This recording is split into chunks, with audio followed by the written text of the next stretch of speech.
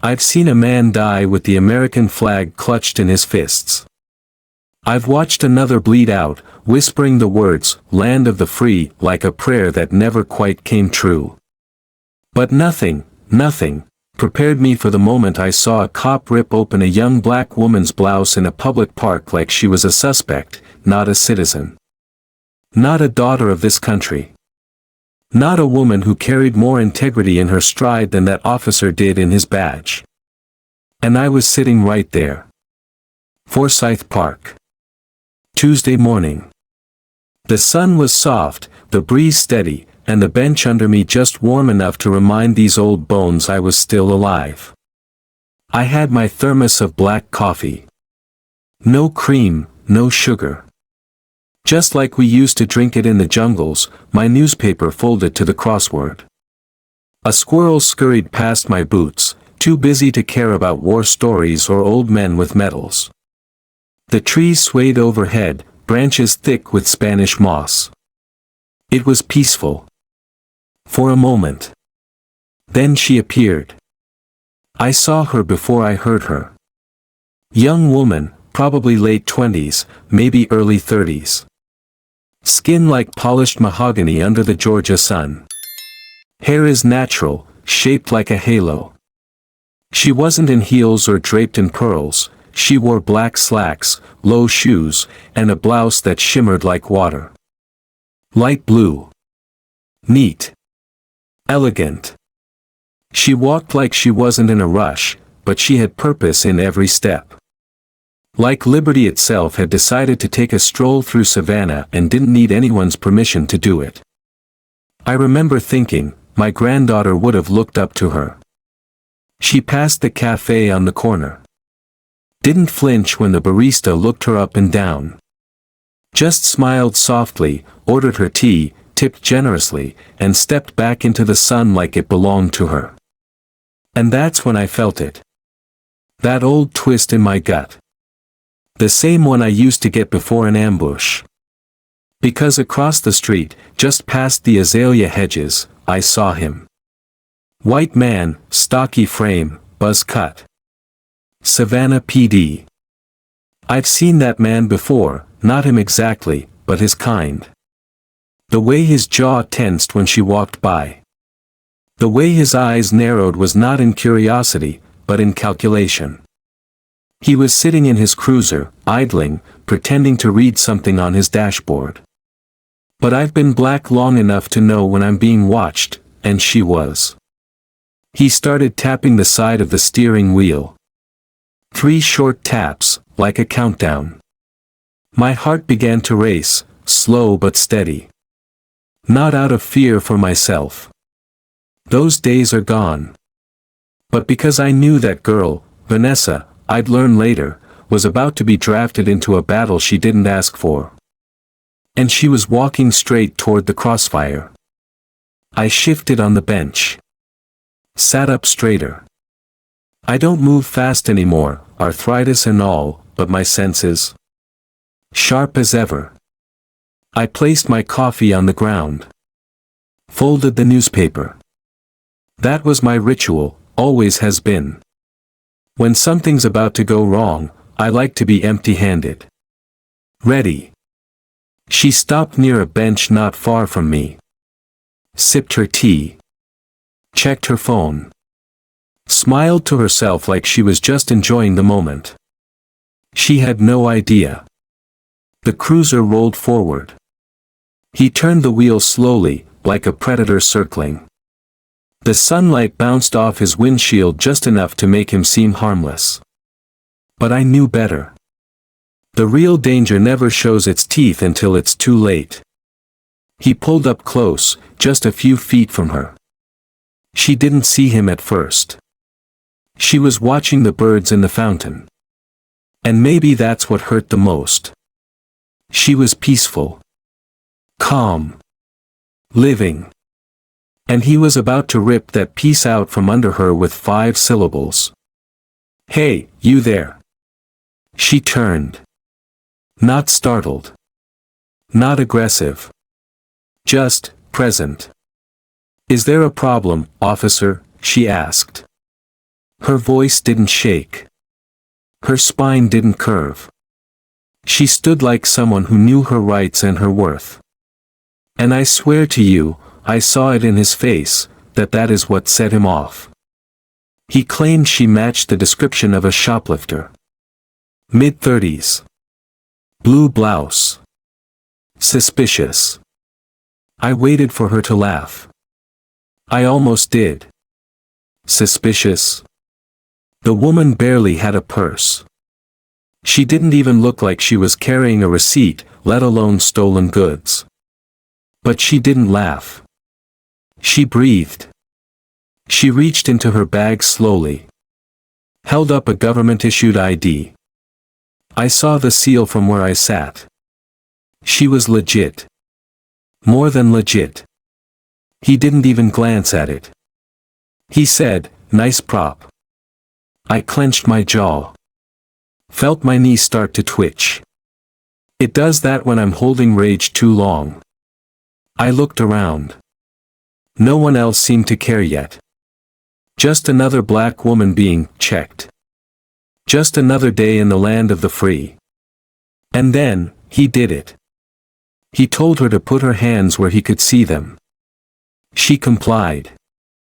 And in a heartbeat, he grabbed her. Wrenched her arm back like she was a ragdoll. Slammed her against the hood of his cruiser like she was already guilty of something. And then he tore her blouse, right down the middle. Like it was nothing. The sound, that rip, cut through the park louder than any gunshot I ever heard in Nam. Louder because it didn't just tear fabric. It tore dignity. It tore my memory. It tore a silence that had sat in that city too damn long. Someone screamed. A woman with a stroller covered her child's eyes. A man with a bike fumbled with his phone. And me? I stood. I stood up from that bench like it was the hardest thing I'd ever done. My knees cracked. My cane trembled. But I stood. Because I've seen boys buried in flag-draped coffins, and I promised myself a long time ago, I wouldn't stay seated while this country tore itself apart. Vanessa was shaking. Not crying. Not yelling. Just shaking.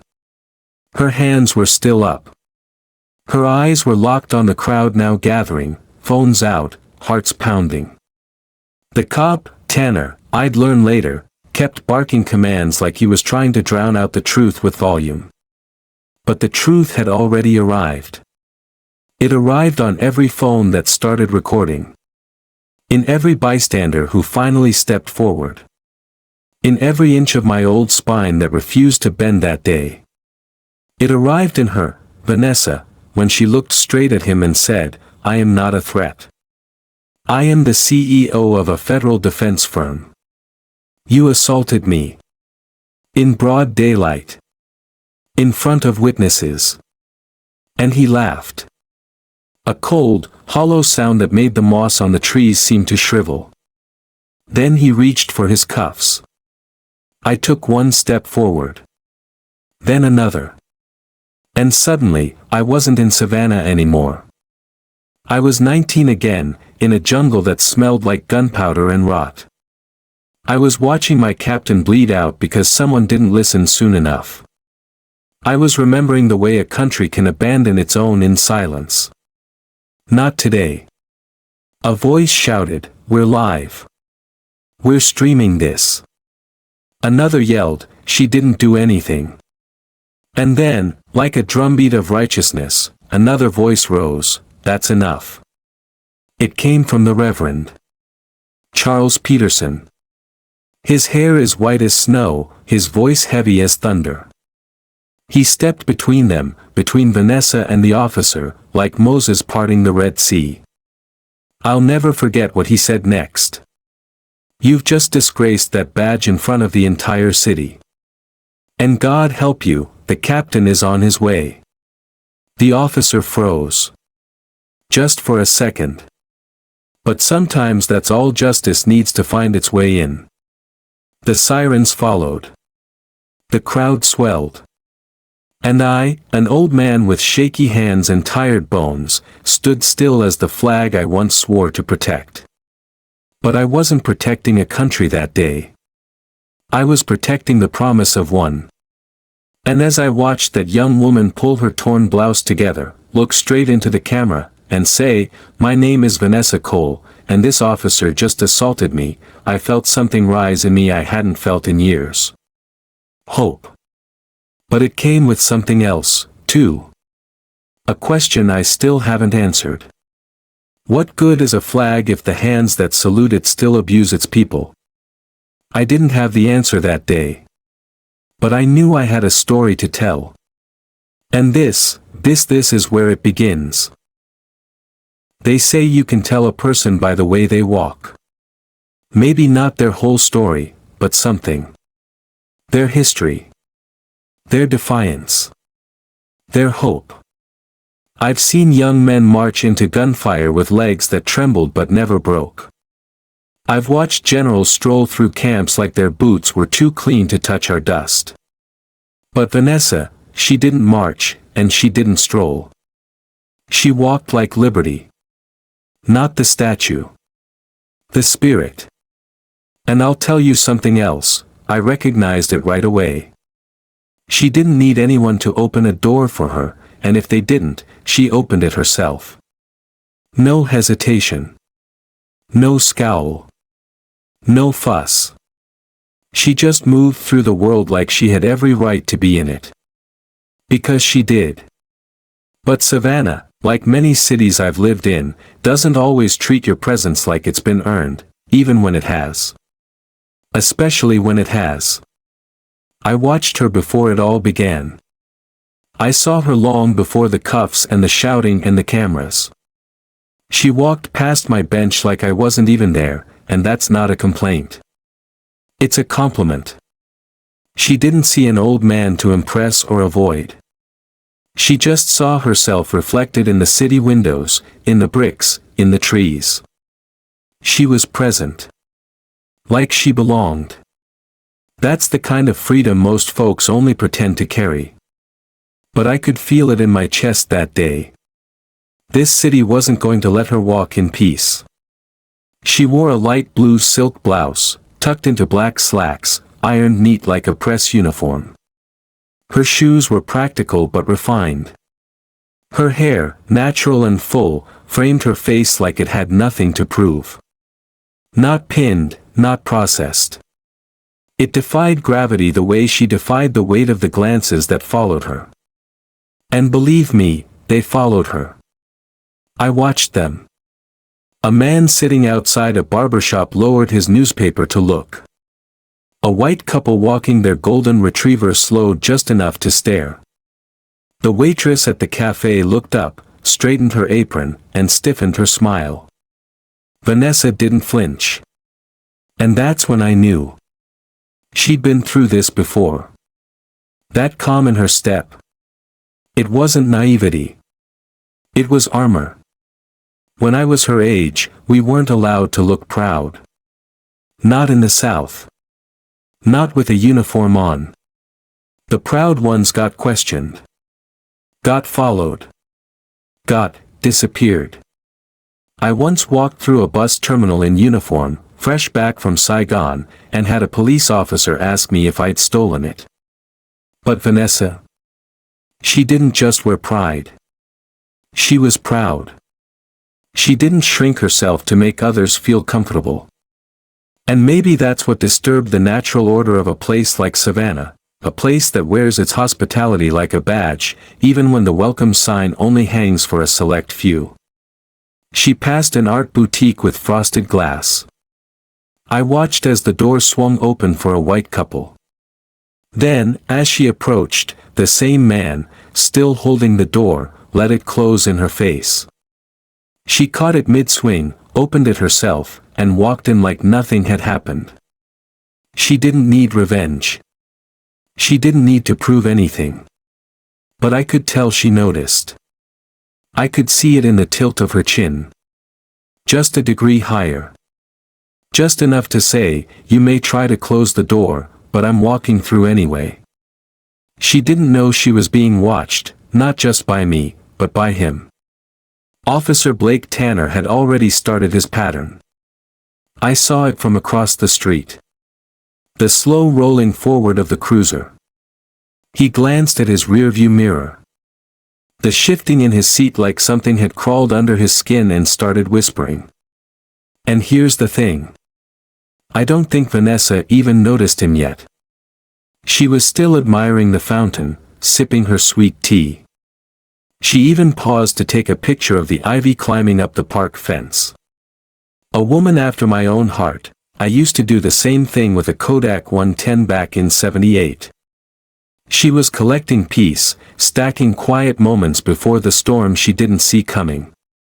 There's a kind of beauty in that innocence. But also tragedy.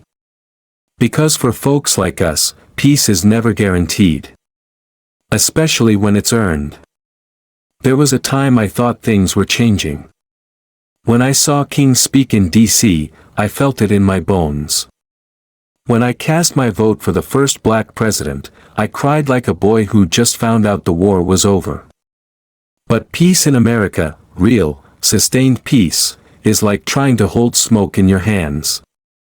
Just when you think you've got it, it slips through. And sometimes, it disappears right in front of you, in a public park, under a blue sky, in the form of a black woman being mistaken for a suspect before anyone even asks her name. She sat on the edge of a low brick wall, near the entrance to Forsyth Park. I remember because it's where my wife used to sit when she fed the pigeons. Vanessa took her time. She wasn't rushing anywhere. Just letting the tea cool, letting the city settle around her. The way she crossed her legs.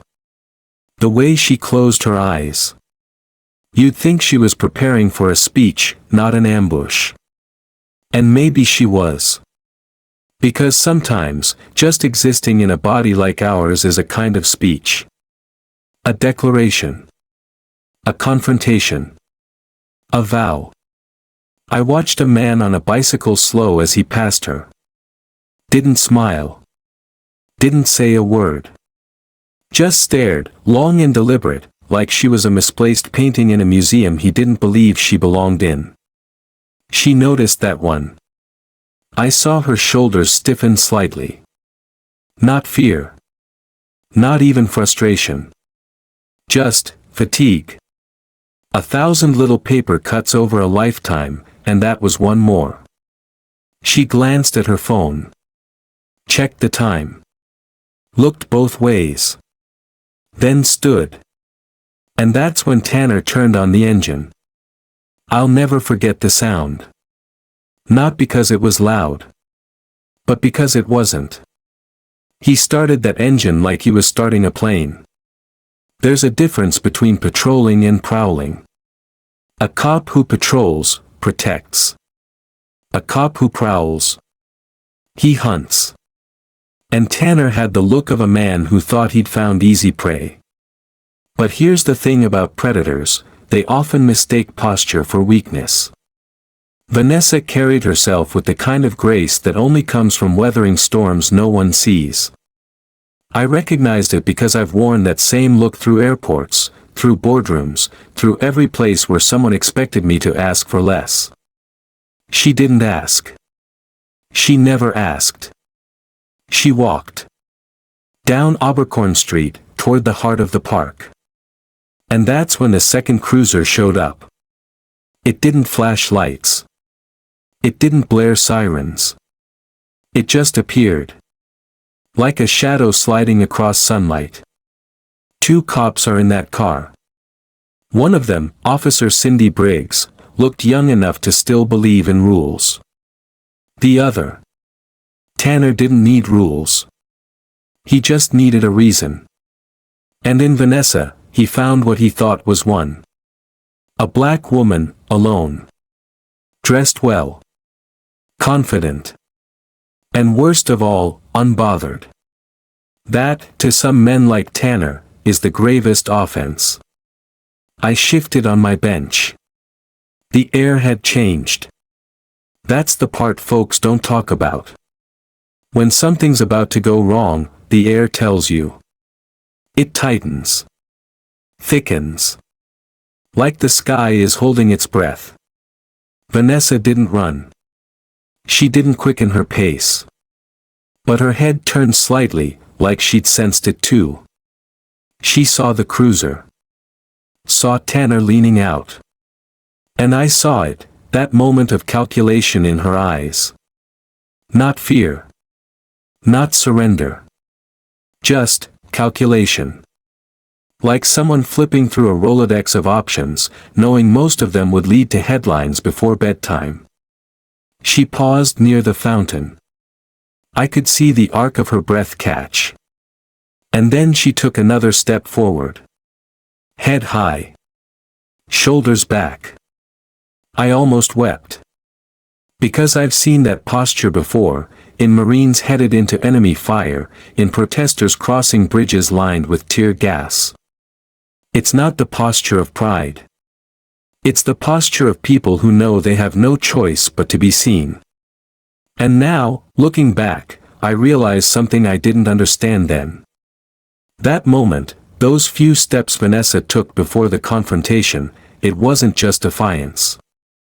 It was an inheritance. A legacy passed down from Harriet to Rosa to Coretta to every black woman who has ever dared to walk like she belonged in a country that kept telling her otherwise. I reached for my thermos, but my hand missed it. I was too focused. My mind, somewhere between past and present, between pride and dread. Because I knew, before a word was spoken, what was about to unfold.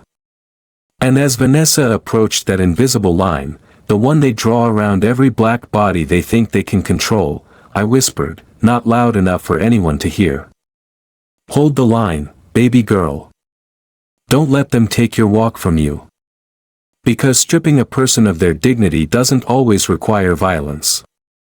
Sometimes, all it takes is suspicion, and a badge. But this time, they chose the wrong woman. And I chose not to look away. You can hear a lie before it's even spoken, if you've lived long enough. It doesn't always come out loud.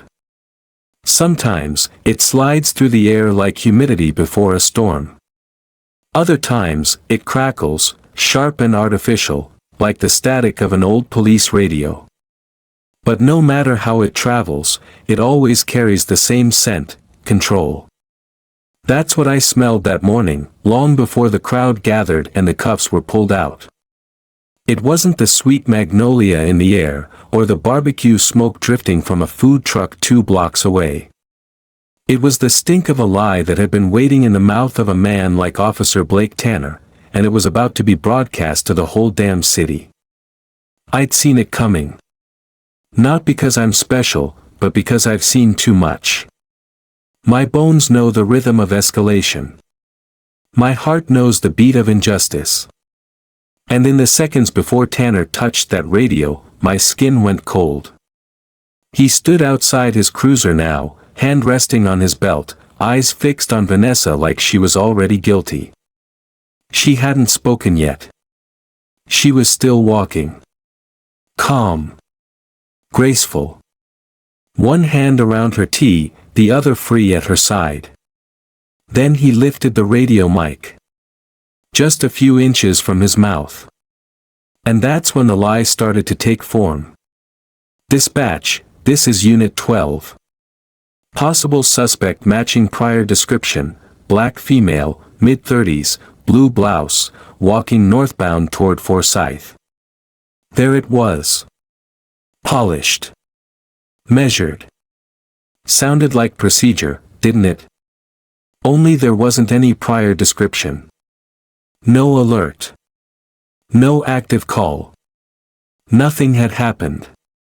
And yet, with those words, Tanner reached into the air and bent it to his will. With a breath and a badge, he transformed Vanessa from citizen to suspect, from CEO to cautionary tale. That's the power of a uniform. It doesn't just come with authority, it comes with authorship. And in that moment, Tanner began to write a script. One he'd likely written before. One thing this country has been performing for generations. His partner, Cindy Briggs, sat in the car beside him. Young, tense, unsure. I couldn't hear what she said next, but I saw her face. She turned toward him, lips moving fast, hands gesturing like someone trying to stop a train already in motion. He didn't even flinch. He pressed the mic again. Suspect may be linked to an incident earlier today. Magnolia Boutique. No formal complaint yet, but the store owner described a similar subject. Requesting clearance to engage.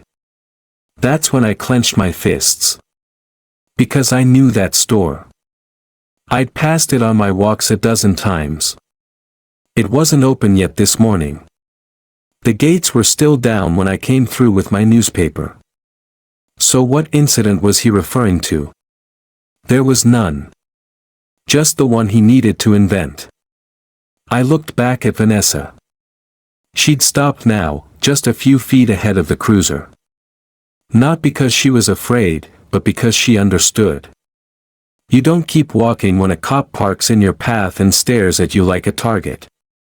Especially not if you're black, and especially not in Savannah. She stood there, shoulders back, chin up, and waited. That silence between them. It stretched so thin I thought it might split the sky. And then Tanner stepped forward. I've seen that stride before. Not in cops, but in soldiers who confuse war with ego. Men who think the enemy is whoever doesn't flinch when they yell. Men who mistake silence for defiance, and dignity for a challenge. He crossed the space between them in just 3 steps. Cindy stayed in the car, frozen. Vanessa didn't back up. Didn't speak. She just existed. In the space he hated seeing her in. Peacefully. Proudly. Unapologetically. And that, to him, was enough. He began to question her. Name. Where was she going? What was she doing in the area? His voice was loud, clipped, and mechanical. Vanessa answered softly. I couldn't hear every word, but I caught pieces. Just arrived, hotel on Bay Street, leadership conference. He interrupted her. Ask for ID. She reached slowly into her purse, deliberate, careful, practiced. She pulled out a badge. A federal contractor's ID. Clear as day. He didn't even look at it. He said, "This isn't state-issued." I could see the switch flip in her eyes. She knew. This wasn't about protocol. It was about power. I stood up. My cane wobbled against the pavement. I steadied myself. Every part of me wanted to shout, to call out, to intervene. But I've lived long enough to know that sometimes, stepping forward too soon makes you the next target. And at my age, with my joints and my lungs, I wouldn't make it more than 3 feet before he found a reason to throw me down, too. So I watched. But I didn't turn away. Tanner stepped closer. His hand was on his holster now, not unbuckled, but near enough to make a point. His chest puffed slightly, shoulders squared. The stance of a man who believes he's invincible. That his version of the story will always be the one they believe. And honestly, he wasn't wrong. Not yet. But then something shifted. Vanessa spoke louder. Not shouting. Not begging. Just clear. Enough for the sidewalk to hear. Enough for phones to come out. I'm a federal defense contractor. I've done nothing wrong. I have the right to walk in this city without being harassed. I looked around. 3 bystanders had stopped. One woman across the street held her phone up. Another man was dialing. A college-aged girl paused her jog and pulled out earbuds. The temperature changed. And Tanner didn't like it. He stepped even closer, too close now. Vanessa backed up half a step. I saw her hands move to the front of her body, palms visible. A universal sign for peace. For caution. Please don't escalate this any further. He reached for the radio again. Dispatch, suspect is uncooperative. Possible threat. Requesting immediate backup. And that's when my blood boiled. She hadn't moved. She hadn't cursed. She hadn't even raised her voice. But now she was the threat. Because she stood her ground. That wasn't a procedure. That was a performance. And he was building the climax. Cindy finally stepped out of the car. Her posture was uncertain, her hands open. She looked from Tanner to Vanessa and back again. Blake, she said, loud enough for me to hear. This isn't necessary. He ignored her. The radio clipped back onto his shoulder. His fingers twitched. And then, without warning, he grabbed Vanessa's wrist. Twisted it. Yanked her forward. She gasped, just once, but didn't scream. His other hand moved to the back of her neck. He spun her toward the cruiser like she was nothing more than a rag in the wind. And that's when I stepped off the curb. I didn't shout. I didn't run. But I moved. Because I knew, in my soul, that we were no longer watching a misunderstanding. We were witnessing a fabrication. A narrative rewritten in real time, right before our eyes. And I wasn't about to let it go unchallenged. More phones were out now. I heard someone yell, "We're live on Facebook." Another voice shouted, "She didn't do anything." The jogger was filming. A young man across the lawn was already tagging local news. And still, Tanner pressed forward. He slammed Vanessa against the cruiser. Her sweet tea fell from her hand, spilled across the sidewalk like blood at a battlefield. And then he did the unthinkable. He ripped her blouse. Right down the middle. Exposing her. In public. In daylight. The gasp from the crowd wasn't just sound. It was a rupture. A breaking of some silent agreement that had held Savannah together for decades, an agreement that said look away, keep quiet, don't interfere. That agreement died with the sound of that fabric tearing. So did something inside me. Because I've served a country that asked for my body but never quite learned how to respect it. I've walked streets where my medals meant nothing if I didn't have my uniform on. I've saluted a flag that, some days, waved more like a warning than a welcome. But I never thought I'd watch a woman like Vanessa, who'd done everything right, be degraded like that in front of strangers. Not on my watch. And yet, I didn't know what to do. The war they trained me for was over. But this one, this quiet war on dignity, on presence, on blackness itself, this war had been raging since long before I was born. And now, I was a soldier again. But my weapon was memory. My armor was witness. My post. Right there on that sidewalk, eyes wide open, heart breaking. Tanner was yelling again. Something about compliance. Something about resistance. But no one believed him anymore. Not even Cindy. She stepped closer. Grabbed his arm. Blake, stop. You don't have a cause. But he shook her off. His voice rose. And then. Vanessa spoke. Call your captain. Call Captain Walker. That name changed everything. Suddenly, Tanner paused. Just for a second. And in that second, Savannah woke up. And I took a breath. Because I realized. This wasn't just a lie over the radio anymore. This was the beginning of its unraveling. It wasn't the shouting that pierced me the most that morning. Not even the officer's rough hands or the forceful way he shoved that young woman against the hood of his cruiser like she was nothing more than a threat wrapped in silk. No, what settled deepest into my memory, what has refused to leave me since, was the sound that followed. Sharp. Sudden. Brutal. The sound of fabric tearing. It came not as an accident, not as some incidental result of a scuffle, but as something personal, something willful. A strip of cloth torn wide open in the middle of a sunlit park, as though dignity itself were being ripped in half in front of us all.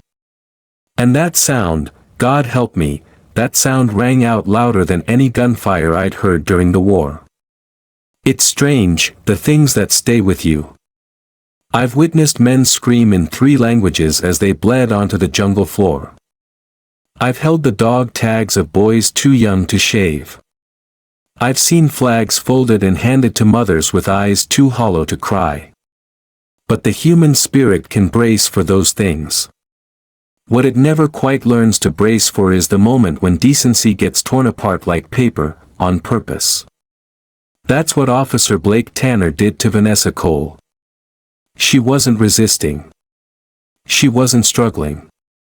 She hadn't raised her voice or her fists. She had simply stood still, with her palms visible, her voice calm, her eyes alert, and yet somehow, that was too much. For a man like Tanner, dignity wasn't something to be respected. It was something to be punished. With one violent pull, he grabbed the front of her blouse and tore it straight down the middle. The silk opened like a wound, the soft blue fabric splitting apart with an almost ceremonial cruelty. Beneath it, a simple white bra, not provocative, not even decorative ways, was laid bare to a growing crowd of strangers. It was an act of erasure. Not of clothing, but of privacy. Of authority. Of presence. Of identity. And she didn't even flinch. She only crossed her arms over her chest, not out of shame, but to preserve what little piece had not been stolen. Her face didn't crumple. Her knees didn't buckle. She stood tall, even as the very symbols of professionalism she wore had been violated in front of an audience too stunned to look away. The silence that followed didn't last long. It cracked open like thunder across the square. Gasps. Shouts. Children are being pulled behind strollers. Phones rose higher. Some people stepped forward, others backed away. But no one left. No one could. The injustice had turned visible, undeniable, and public. I stood there too, an old man in a weathered coat, holding the same spot I had claimed for the past 10 years on that bench near the fountain. But that morning, I wasn't a bystander. Not anymore. Because something in me had broken with that tear. Not just the cloth, but the illusion. The illusion that things were changing, that decades of struggle and sacrifice had moved us beyond such brutality. But there it was, alive, breathing, snarling, draped in the uniform of public service. Vanessa didn't scream. She didn't beg or plead or collapse. She didn't even cry. Instead, she stood still, trembling only slightly, her arms crossed firmly over her chest. I could see the tension in her shoulders, the way she fought to keep her breath steady as the weight of that moment pressed down like judgment. Her eyes scanned the crowd. She wasn't looking for help. She was making sure we saw. And we did. She was half exposed, half shielded, and entirely powerful in that moment, because nothing they did could take her composure from her. That was hers, and she protected it with the kind of strength that doesn't come from titles or training. It comes from surviving. From knowing exactly what's happening and deciding to rise above it anyway. Tanner's voice rang out again, louder this time, desperate. She's resisting. But no one believed him. Not anymore. Even his partner, Officer Cindy Briggs, had stepped away from the cruiser. Her face pale, her mouth slightly open in disbelief. Her eyes darted between Tanner and Vanessa like she just realized she was standing on the wrong side of history. "Blake," she said, her voice trembling, "what are you doing?" But Tanner was too far gone. He didn't hear her. Or maybe he did, and didn't care. Either way, his hands were still on Vanessa. His posture was still that of a man who believed he could write the ending of this story by force. What he didn't see, what he could never understand, was that this wasn't his story anymore. From the other side of the street, the crowd had started to change. No longer just observers, they were witnesses. A man shouted, "You're on camera." Another said, "That's assault." Someone yelled, "We're live right now." Phones lifted higher. Voices grew louder. No one moved to fight, but they didn't turn away either. A line had been drawn. Not in chalk. Not in politics. But in the presence. In the decision to remain. In the decision to say, "We saw this. We will not forget." And in the middle of it all, Vanessa Cole took a breath. When she spoke again, it was not with anger, but with clarity. "My name is Vanessa Cole," she said, her voice strong and calm. "I'm the CEO of Caltech Defense Systems. I'm here on official government business as a federal contractor. And this officer just assaulted me. In public. In broad daylight." It was the kind of statement that should have silenced everyone. Instead, it detonated. The crowd gasped. Even Cindy stepped back, blinking like she'd just heard a courtroom verdict. And Tanner? He laughed. That hollow, shallow, ugly kind of laugh that men give when the ground shifts beneath their feet but they're too proud to move. "Yeah, and I'm the President of the United States," he sneered. I clenched the handle of my cane so tightly that my fingers went numb. I had worn that uniform, served this country. I had seen combat, held dying friends, and stood at attention beside flag-draped coffins. And now, I was watching a woman who had built herself from nothing, who had dedicated her life to national security, be mocked and humiliated by the very system she helped protect. And still, she stood. She looked at him, then turned to his partner. "Call your captain," she said. "Right now. Call Captain Walker." That name fell heavy in the air like a gavel. Even Tanner paused. He blinked. Cindy did too. I saw the recognition in her eyes, the weight of that name. Captain Samuel Walker wasn't just a superior. He was a reckoning. A man who had spent years trying to root out the very rot now standing on that sidewalk in a badge and a smirk. If Walker was coming, everything was about to change. Tanner's hands dropped from her shoulders. Not all the way, but enough. His expression shifted from arrogance to calculation. And in that moment, I knew what he was thinking. I'd seen it before in the eyes of men who've lost control but don't yet realize they've already lost everything. Vanessa took a step back. Not in retreat, but in command. Cindy stood still, conflicted but no longer passive. And the crowd? We grew. Not in numbers, necessarily. But in resolve. The cell phone stayed up. The eyes remained locked. No one shouted over her. No one tried to steal the moment. We simply held the line. Quiet, firm, and focused. The sirens came not long after.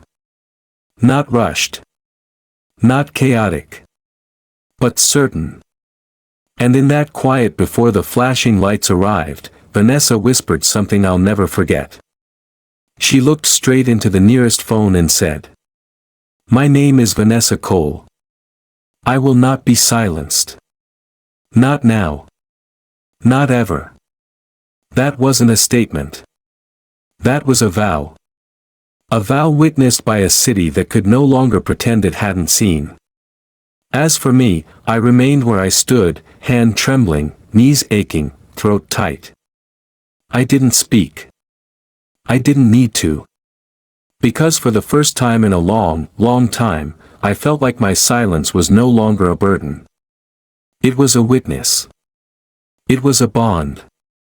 It was a promise that her pain would not disappear into the breeze like so many others had before.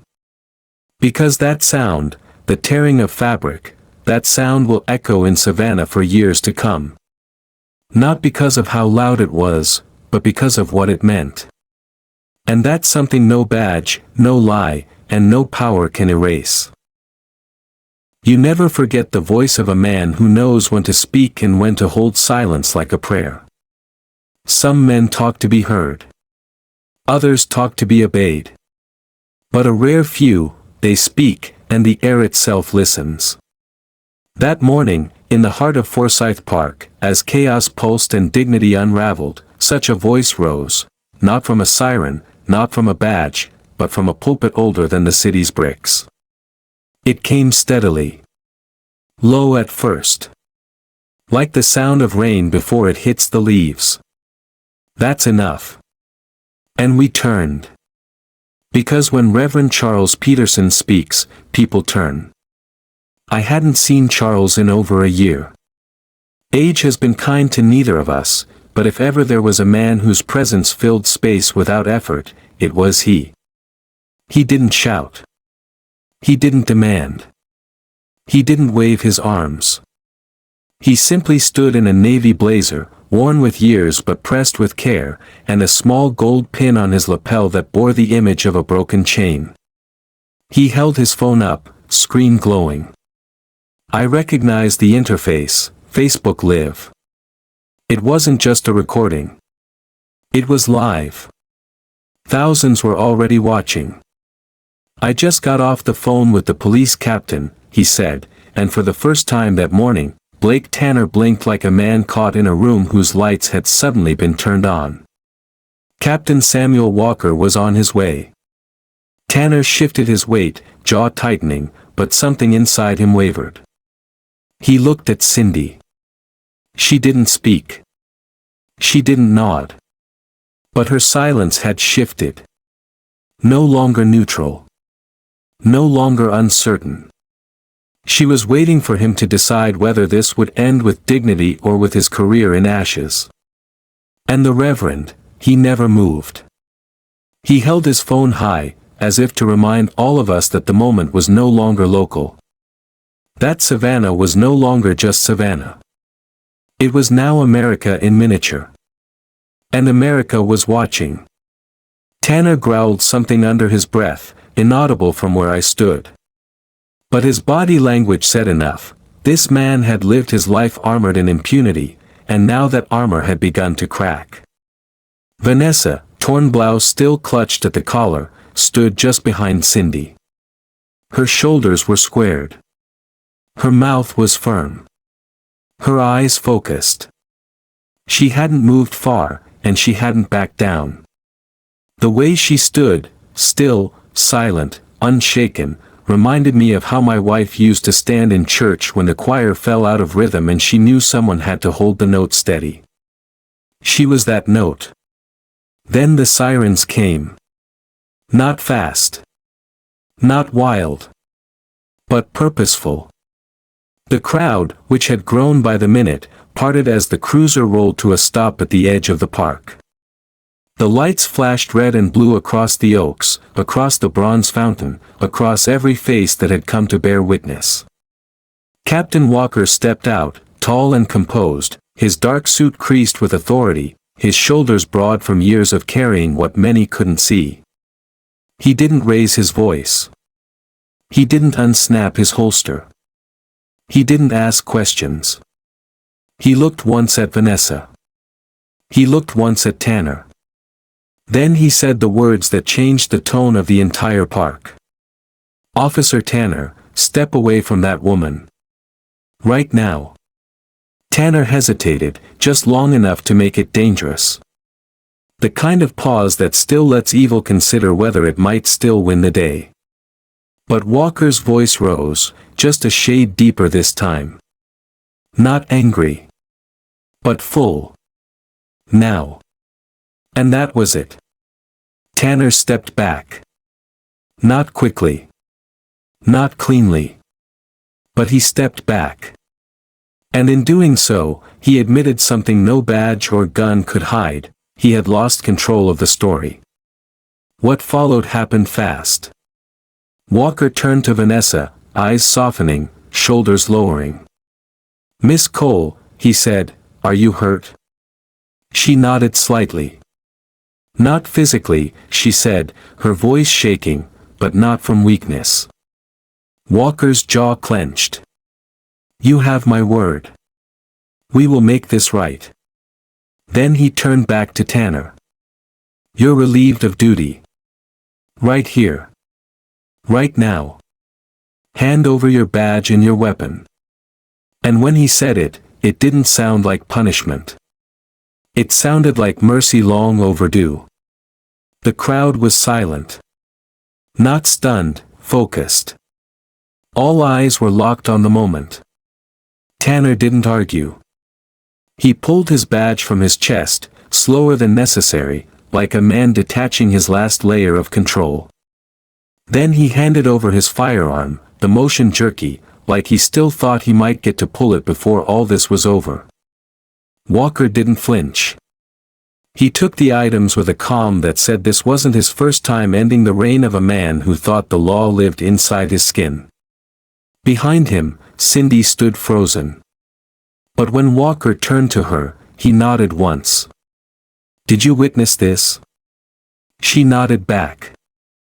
"I did. The whole thing." The look in her eyes told the rest of the story. It wasn't just about testifying. It was about reckoning, with herself, with the department, with the line she had crossed simply by not stepping in sooner.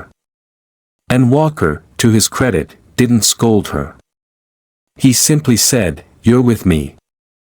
As Walker and Cindy flanked Vanessa, I saw the moment begin to change.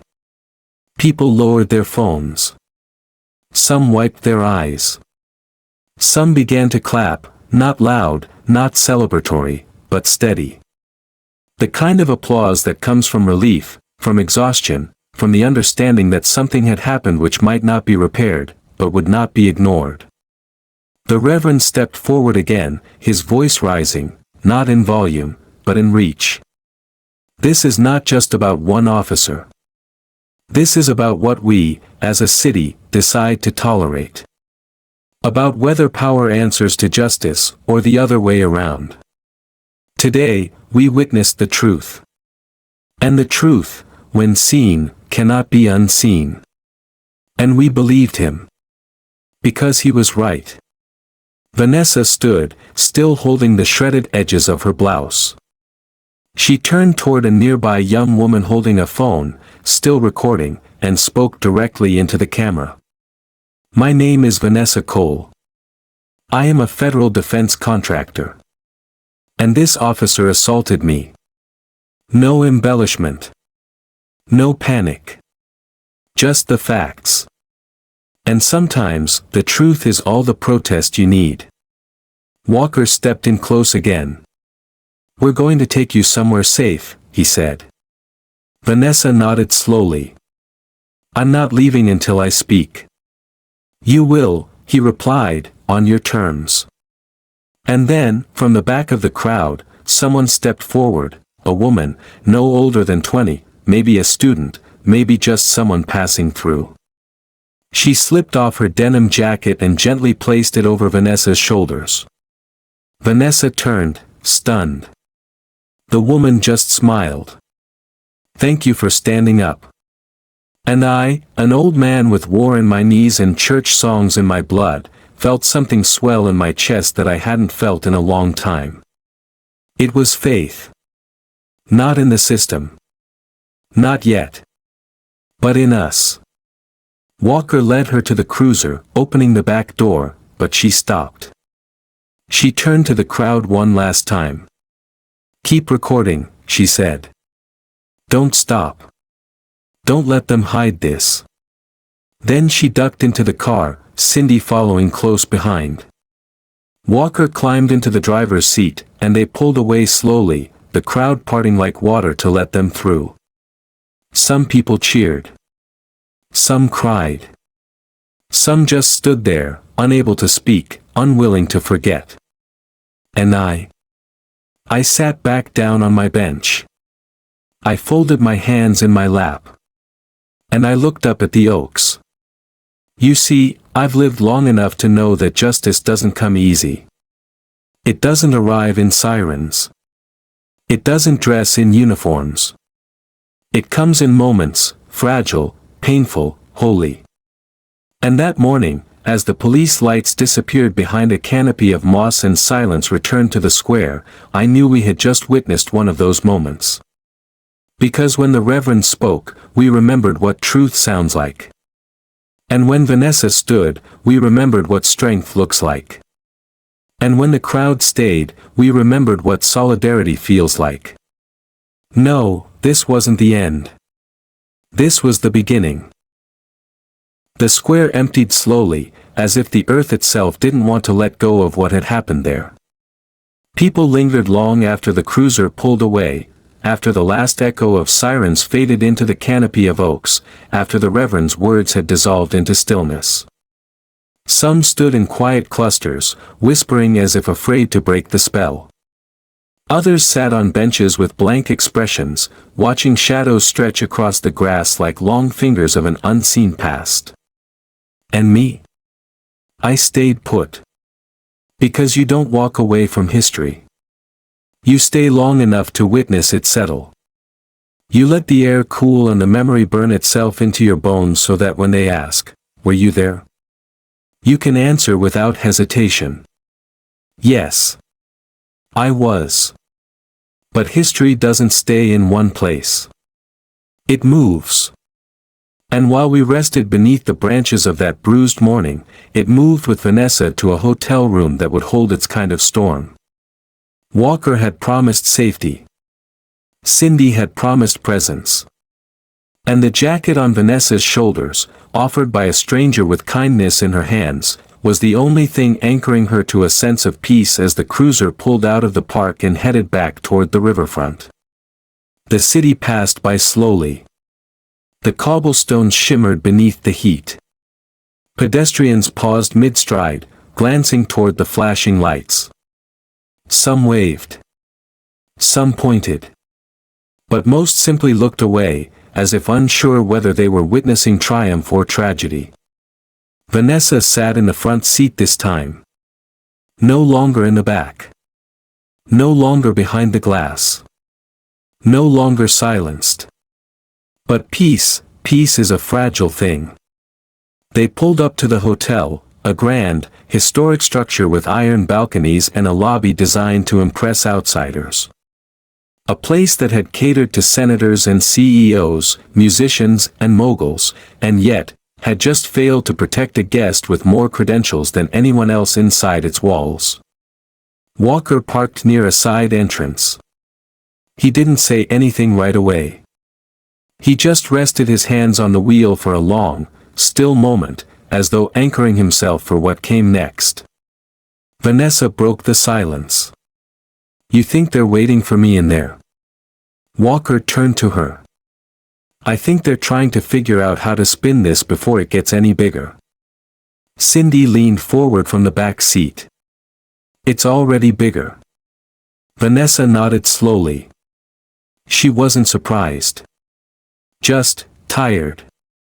And I know that kind of tired. It's not about energy. It's about faith. It's about the weight of knowing that even after you survive one battle, another waits behind the next set of doors. And still, she got out. The lobby greeted her with silence. Not the comforting kind, like soft jazz in a waiting room. No. This silence was clinical. Calculated. Like the building itself knew it had failed her and was now holding its breath. She didn't linger. She didn't ask questions. She walked through with her chin up and her eyes forward. Every head turned, receptionists, doormen, guests in linen suits pretending to read the newspaper. No one said a word. She took the elevator to the top floor, the denim jacket wrapped tight around her frame. I imagine her hands trembled. Not because she was afraid, but because adrenaline has its own delayed rhythm, and sometimes the shaking doesn't start until the danger passes. But it hadn't passed. Not yet. The hallway stretched long and empty, the lights a little too dim, the air too still. Her footsteps echoed against the walls like someone walking into a theater with no audience. She slid the keycard into the lock.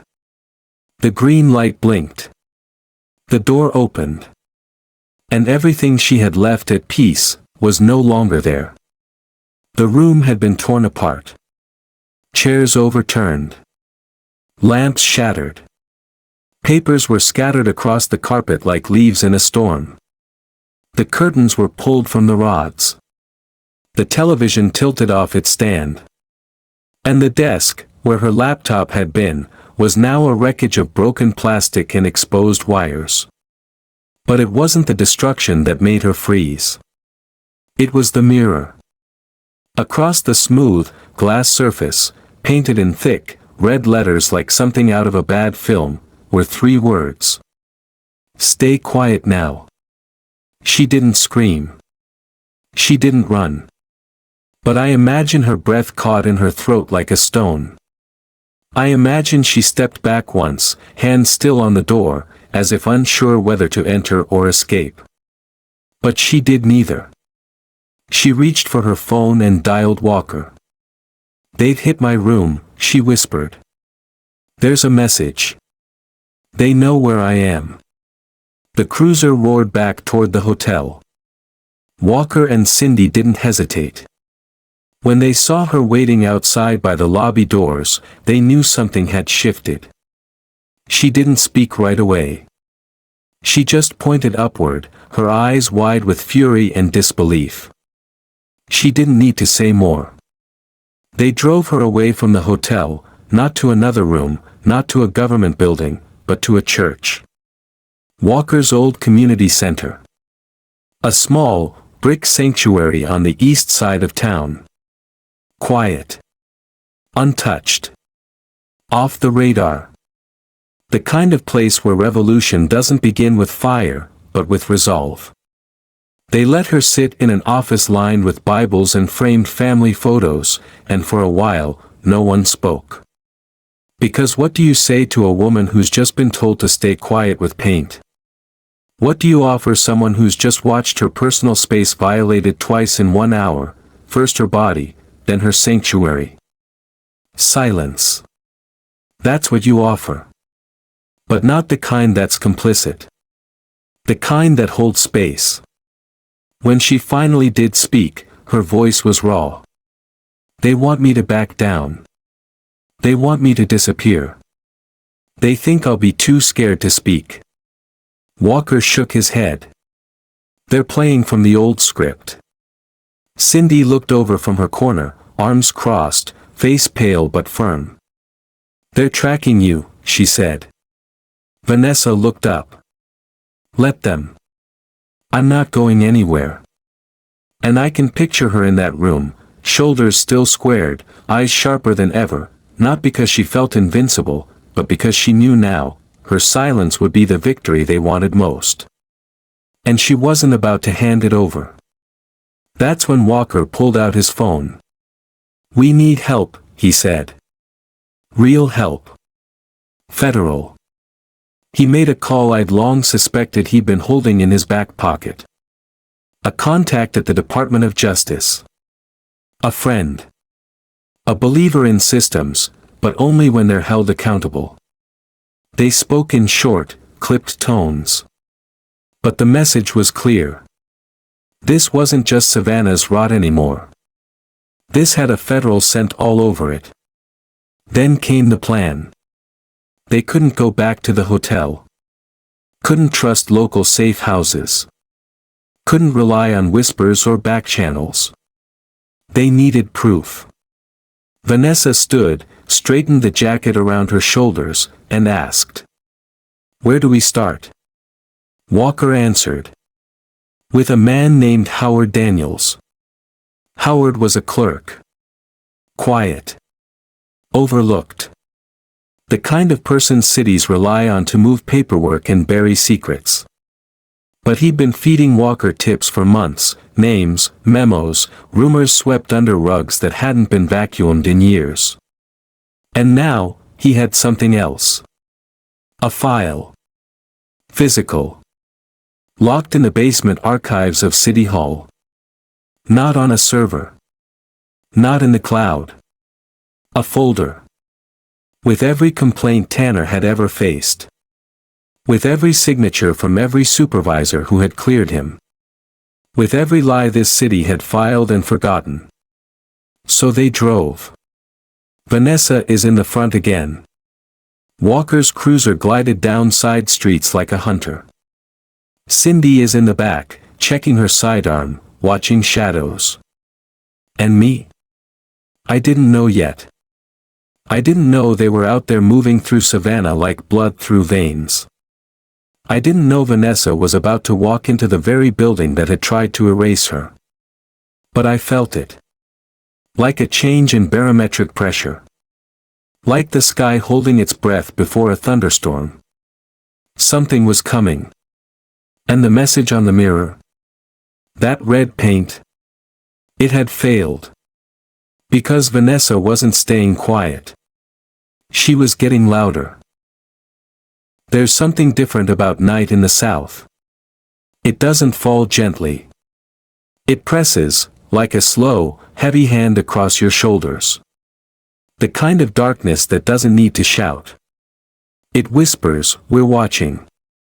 And that night in Savannah, it didn't whisper. It breathed.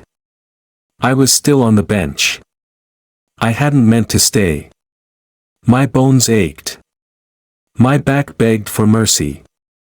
But some part of me, some old soldier's sense of duty, wouldn't let me leave. Not yet. Not until I knew she was safe. It had been hours since they'd driven her away. And even though I didn't have eyes on her, I felt her footsteps through the city. Like the soft roll of thunder beyond the horizon. Like the promise that the storm wasn't done. Meanwhile, across town, Vanessa Cole stood at the threshold of a building that had tried its best to forget her kind ever belonged inside it. City Hall. Built with bricks older than justice and windows too proud to reflect the truth. A place that still wore its grandeur like a shield, even as its foundations rotted quietly from within. Walker led the way, his steps firm. Cindy followed behind, checking every corner with the precision of a woman who no longer believed in coincidence. Vanessa stayed between them, steady, silent, but burning inside. They weren't here to negotiate. They were here to uncover. Howard Daniels met them at the side entrance. His hands shook. His eyes darted like a rabbit scanning for predators. He wasn't a hero, not the kind they write about, but he was brave in the ways that matter. Brave enough to show up. Brave enough to risk everything for a truth that had been buried too deep for too long.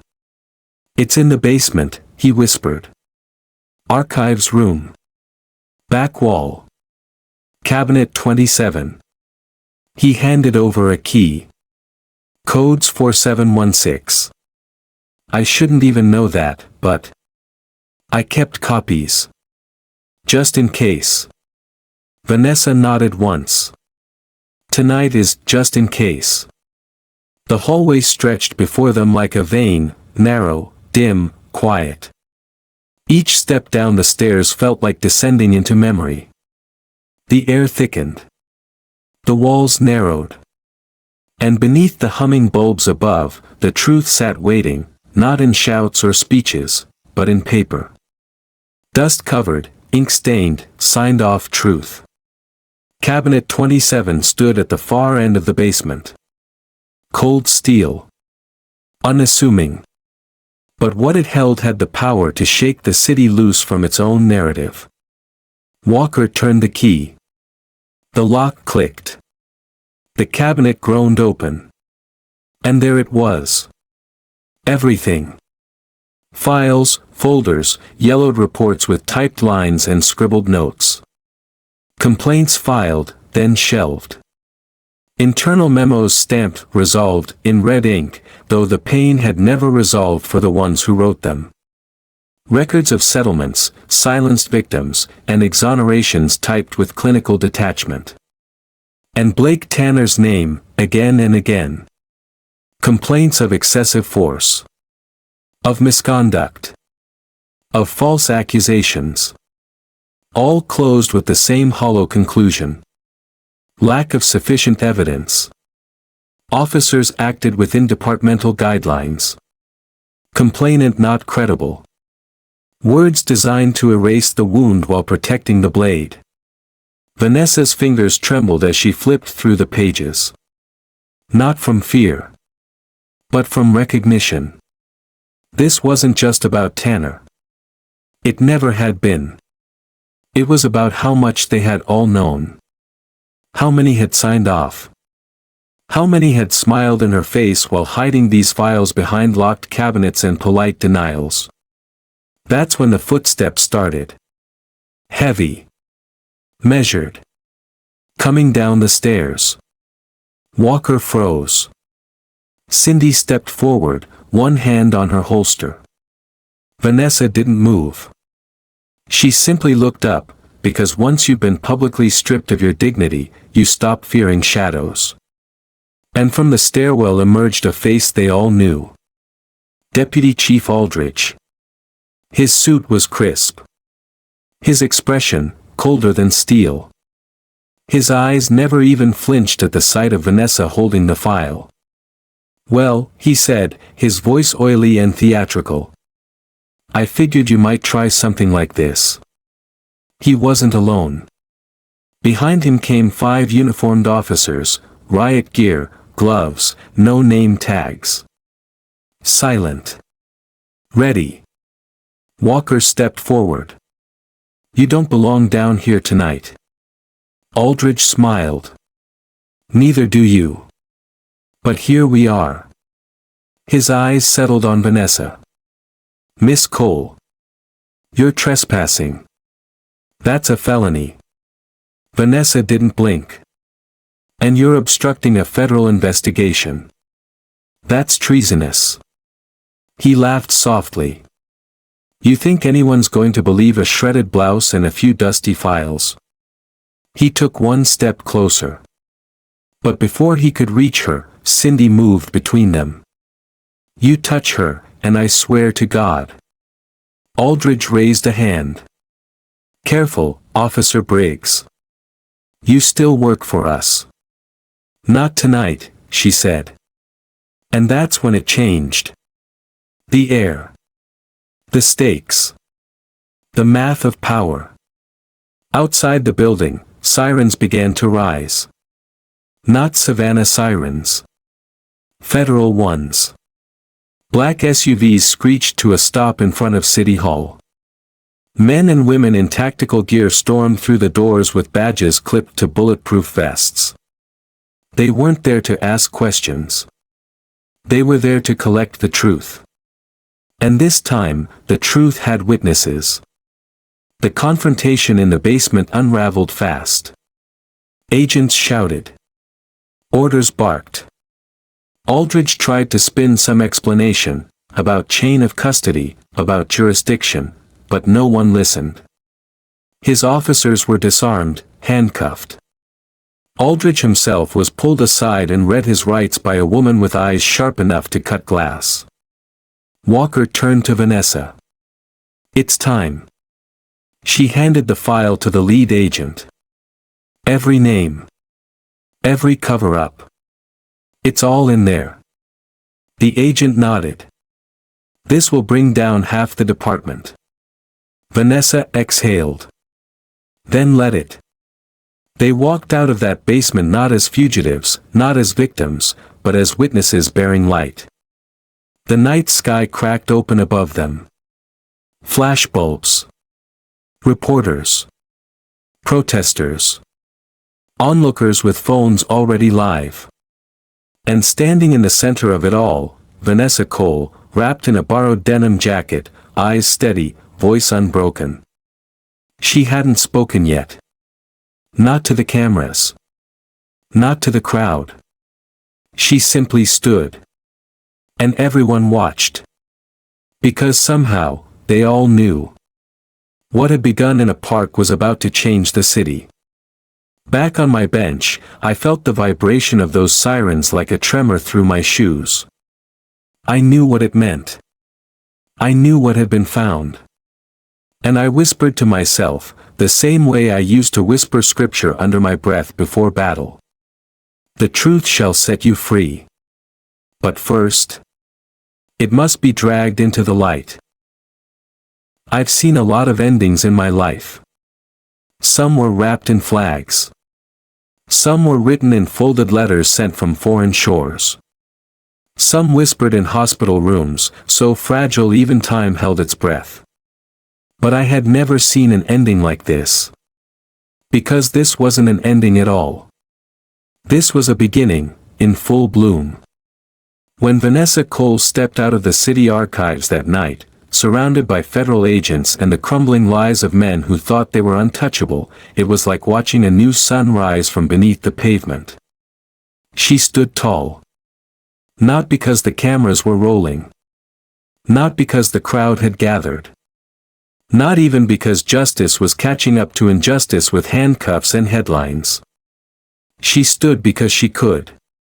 Because the city had tried to strip her voice, her body, her name, and had failed.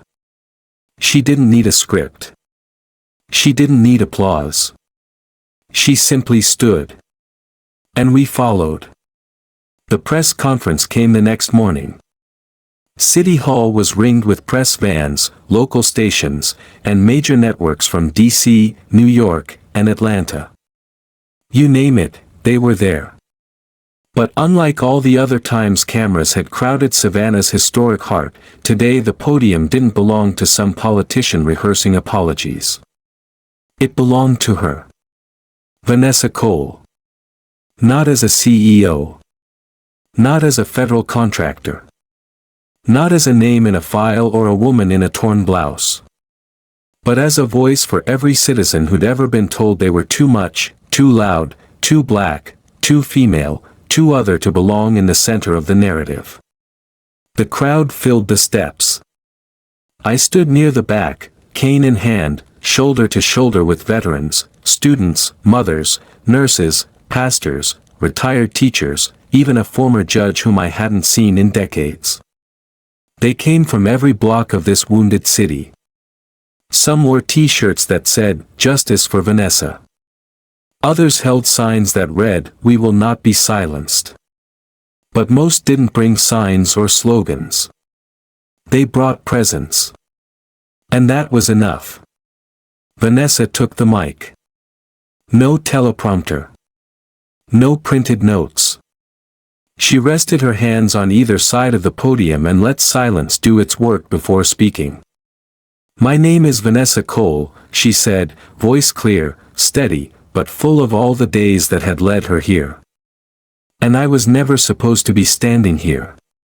There it was. The truth. Unapologetic. Unearned. Undeniable. She told the story again, not for the cameras, but for the record. She had come to Savannah for a leadership summit. How she walked the city with no entourage, no arrogance, just curiosity and presence. How she was profiled, harassed, and assaulted. How her voice had nearly been swallowed by a system that thrives on silence. And how she, with the help of strangers, allies, witnesses, and truth, had pulled that system into the light. I watched the way people leaned forward, not out of spectacle but because they needed to hear it. Needed to know that their stories weren't exceptions. That their pain hadn't been isolated. They needed to believe that a black woman standing alone in a park could bring down the wall of silence that had kept them hidden for years. And she did. Not with vengeance. Not with rage. But with clarity. Vanessa paused, then said the words that hit deepest of all. I am not standing here as a victim. I am standing here as a mirror. So this city can finally see itself. I felt it in my chest like an organ shifting. Because that's what she had become. A mirror. Not just for Savannah. Not just for cities like it. But for America, still struggling to look at itself honestly and without flinching. Walker stood nearby. Cindy too. So did Reverend Peterson and even Howard Daniels, the clerk who risked everything just by telling the truth. They didn't speak. They just stood with her. And in that moment, I saw it clearly. Power doesn't just change hands with elections. Sometimes it changes when someone refuses to lower their eyes. That afternoon, the Department of Justice formally announced charges against 12 officers, 3 supervisors, and 2 city officials. Names we'd known. Faces we'd passed in the grocery store. Men who had smiled and said, "We're just doing our job." Their arrests didn't come with spectacle. They came with paperwork. With truth. With the evidence, no one could ignore it anymore. And the citizens of Savannah? We didn't cheer like it was a parade. We stood quietly together. Because justice isn't loud. It's deliberate. It's earned. Vanessa didn't leave the city after that. Not right away. She stayed. Held community meetings. Launched a fund to protect whistleblowers and victims of police misconduct. Founded a coalition of legal volunteers who worked out of the basement of Mount Hope Community Center. She didn't just dismantle a corrupt department. She rebuilt a foundation. One name at a time. People began to speak up. A grandmother who had never told anyone about the night her grandson was taken from his bed without a warrant. A former city worker who confessed how many complaints he'd been told to misplace. A college student who said, "I didn't think anyone would believe me, until I saw her story." And so the flood came. Not of anger. But of truth. And me? I went back to that bench in Forsyth Park. Day after day. Sometimes alone. Sometimes with my daughter. Sometimes with a kid from the neighborhood who asked, "You saw it all, mister?" I always nodded. Because I did. I saw the moment a city looked in the mirror and didn't turn away. I saw a woman whose blouse had been ripped open by the hand of hatred rise with her dignity stitched back together by the community. I saw what change looks like when we refuse to stop recording. Some weeks later, I heard they were planning to rename the street beside City Hall. Not after a president. Not after a general. But after her. Cole Street. I walked past the sign the day they unveiled it. Simple. Clean. Blue letters on a white pole. Some passerby muttered, "Isn't that too much? Just for one woman?" And I smiled. Because they didn't understand. It wasn't just for her. It was for every girl watching. For every boy, learning what courage looks like. For every elder like me who wondered whether we'd lived long enough to see the tide truly turn. And you know what? We had. We did. We are.